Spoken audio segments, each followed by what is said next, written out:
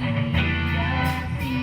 ang nagmula sa mga kasalanan upang mapatawad ang sangkatauhan ng iyong kalan at kapangyarihan ng pangalan mo.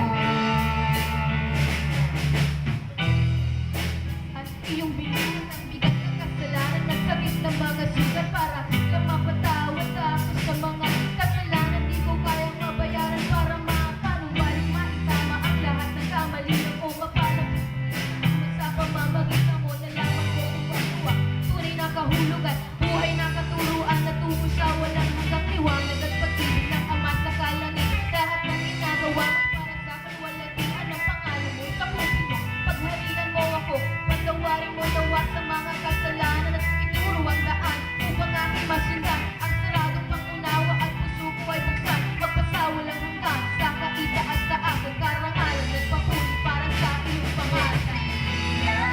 Ikaw ang nabukas ng mga kasalanan upang mapatawad ang sangkatauhan ng iyong kadakilaan at kapangyarihan ng pangalan mo.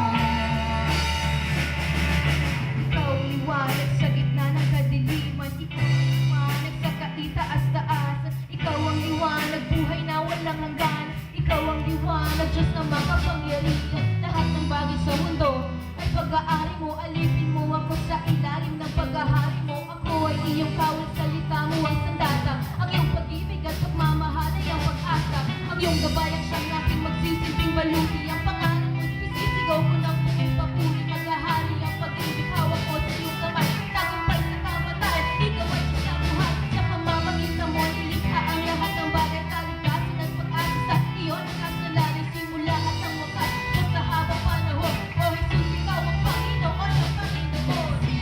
Ikaw ang nabukas ng mga kasalanan upang mapatawad ang sangkatauhan ng iyong kadakilaan at kapangyarihan ng pangalan mo.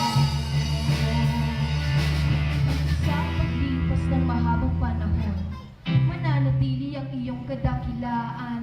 Ikaw ang aming Panginoon. Nagpakasakit para sa aming kasalanan, hapdi at sugat para sa pagkatubos